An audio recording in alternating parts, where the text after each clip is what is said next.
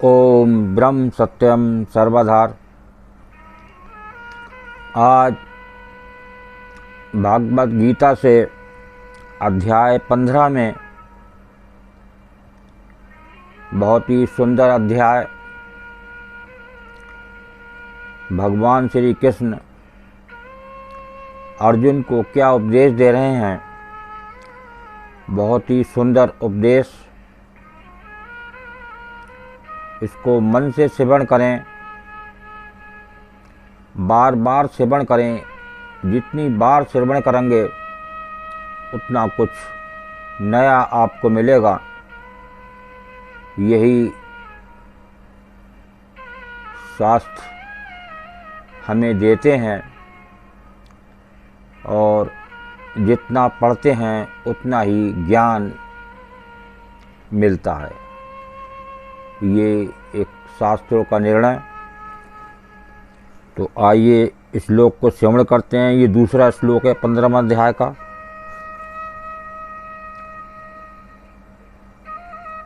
अधश्चो धर्म प्रसतास तस्य शाखा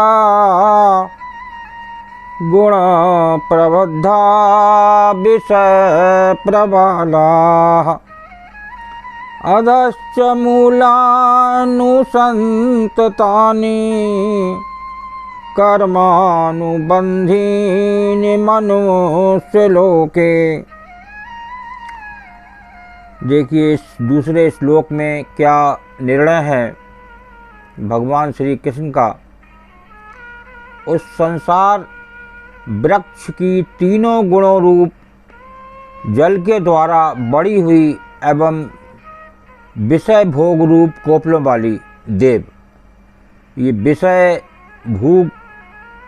भोग रूप कोपलों वाली देव, ये इसके अर्थ को समझें। इसमें क्या बता रहे हैं भगवान कि योग माया से उत्पन्न हुआ संसार क्षण भंगुर नाशवान और दुख रूप है। इसके चिंतन को त्याग कर केवल परमेश्वर का ही नित्य निरंतर अनन्य प्रेम से चिंतन करना, वेद के तात्पर्य को जानना है। देखिए भगवान की योग माया से उत्पन्न हुआ संसार क्षण भंगुर नाशवान और दुख रूप है और इसके चिंतन को त्याग कर केवल परमेश्वर का ही नित्य चिंतन करें। ऐसा भगवान श्री कृष्ण का आदेश और संदेश। तो ये जो बता रहे थे एवं विषय भोग रूप कोपल वाली देव मनुष्य और त्यर आज योनि रूप शाखाएं नीचे और ऊपर सर्वत्र फैली हुई हैं तथा मनुष्य लोक में कर्मों के अनुसार बांधने वाली अहंता ममता और वासना रूप जड़ें भी नीचे और ऊपर सभी लोकों में व्याप्त हो रही हैं। बहुत ही सुंदर। देखिए ये जो बता रहे हैं इसमें मनुष्य लोक में इसको श्रवण करें। अहंता ममता और वासना रूप मूलों की केवल मनुष्य योनि में कर्मों के अनुसार बांधने वाली कहने का कारण ये है अन्य सब योनियों में केवल पूर्वव्रत कर्मों के फल को भोगने का ही अधिकार है। अब मनुष्य योनि में नवीन कर्मों के करने का भी अधिकार है। जो नवीन कर्म होते हैं, आप प्रारब्ध अनुसार इस संसार में आए, प्रारब्ध के अनुसार आप ने जो कर्म करे वो करे और जो अगला भविष्य आपने तैयार करा, अगला प्रारब्ध तैयार करा, वो जो कर्म करे उनके अनुसार जो आपने ज्ञान प्राप्त किया, जो आपने सेवा की, वो अगले प्रारब्ध में आपको मिलेगी। जो भी प्रभु आपको शरीर देंगे। तो आगे श्लोक को श्रवण करते हैं और आनंद लेते हैं। दूसरा श्लोक नारूपमस्य ततोपलभते नान्तो न चादिर्न च नादिर्न चा संप्रतिष्ठा अश्वत्थमेनं सुविरूढमूलम् असंगशस्त्रेण दृढेन छित्त्वा न रूपमस्य तथोपलभ्यते नान्तो न चादिर्न चा संप्रतिष्ठा अश्वत्थमेनं सुविरूढमूलम् असंगशस्त्रेण दृढेन छित्त्वा। इसमें देखिए तीसरा श्लोक है। इसमें भगवान श्री कृष्ण क्या संदेश दे रहे हैं। इस संसार वृक्ष का स्वरूप जैसा कहा है वैसा यहाँ विचार काल में नहीं पाया जाता। इस संसार वृक्ष का स्वरूप जैसा कहा है वैसा यहाँ विचार काल में नहीं पाया जाता, क्योंकि ना तो इसका आदि है ना अंत है तथा ना इसकी अच्छी प्रकार से स्थिति है। इसलिए इस अहंता ममता और वासना रूप अति दृढ़ मूलों वाले संसार रूप पीपल के वृक्ष को दृढ़ वैराग्य रूप शास्त्र द्वारा काटकर, इसे बता रहे हैं, स्थावर जंगमरूप यावन मात्र संसार के चिंतन का तथा अनादिकाल से अज्ञान के द्वारा दृढ़ हुई अहंता ममता वासना रूप मूलों का त्याग करना ही संसार वृक्ष का अवान्तर मूलों के सहित काटना है। ऐसा भगवान श्री कृष्ण बता रहे हैं। आगे श्लोक को श्रवण करते हैं। ये क्या श्लोक है? अगला चौथा श्लोक है ये।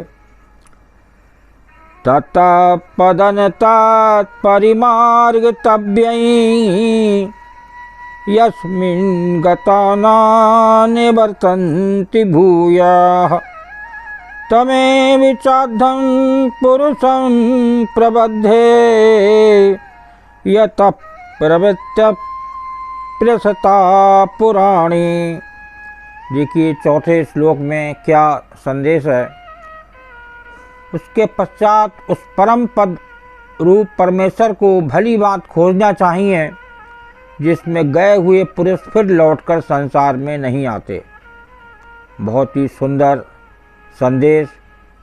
उसके पश्चात उस परम पद रूप परमेश्वर को भली बात खोजना चाहिए जिसमें गए हुए पुरुष फिर लौटकर संसार में नहीं आते, और जिस परमेश्वर से इस पुरातन संसार वृक्ष की प्रवृत्ति विस्तार को प्राप्त हुई है उसी आज पुरुष नारायण के मैं शरण हूँ। इस प्रकार दृढ़ निश्चय करके उस परमेश्वर का मनन और निध्यासन करना चाहिए। देखिए बहुत ही सुंदर श्लोक, और आखिर एक लास्ट श्लोक को श्रवण करते हैं और आनंद लेते हैं। निर्माण मोहाजित संग दोषा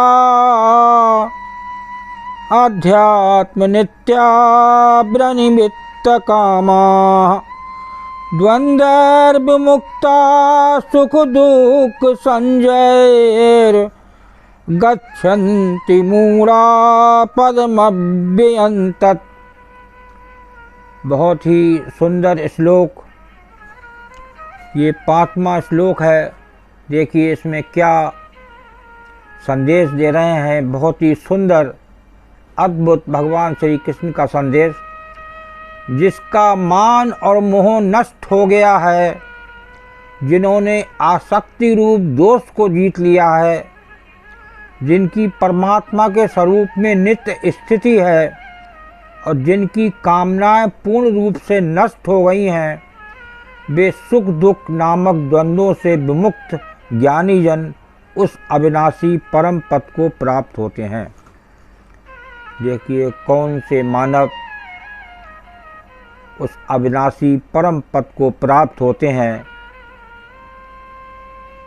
ऐसा क्या संदेश है, और कौन से पुरुष उस अविनाशी परम पद को प्राप्त होते हैं। जिनका मान मोह नष्ट हो गया हो, जिन्होंने आसक्ति के दोष को जीत लिया है, परमात्मा के निज स्वरूप में स्थित है और जिसकी कामनाएं पूर्ण रूप से नष्ट हो गई हैं, कहते हैं कि एक भी इच्छा अगर बाकी रह जाए अंत में, तो उसी इच्छा के अनुसार प्रभु दूसरा जन्म देते हैं, दूसरा शरीर मिलता है। किसका शरीर मिले ये प्रभु की मर्जी। जैसे आपने कर्म करे होंगे, जैसी आपने सेवा करी होगी, जैसा आपने जीवन व्यतीत किया होगा, उसी के अनुसार आपको रिजल्ट मिलेगा और उसी रिजल्ट के अनुसार आपको अगला शरीर मिलेगा। किसका शरीर मिले ये कुछ नहीं पता। तो नित्य जो कर्म है वो एक प्रभु के समर्पण होके, एक गुरु के समर्पण होके करें। और जब आप नित्य सिमरन करेंगे, प्रभु की याद करेंगे, तो निश्चित ही जीवन सफल होगा और आप उस अविनाशी परम पद को प्राप्त हो सकते हैं। ओम ब्रह्म सत्यम सर्वधार।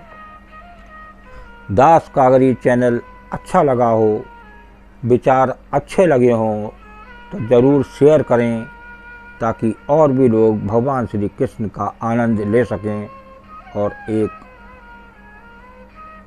आध्यात्मिक मार्ग, परमार्थ मार्ग पर अपना जीवन जिएं और प्रसन्न होके रहें। यही दास की प्रार्थना। ओम ब्रह्म सत्यम सर्वदा।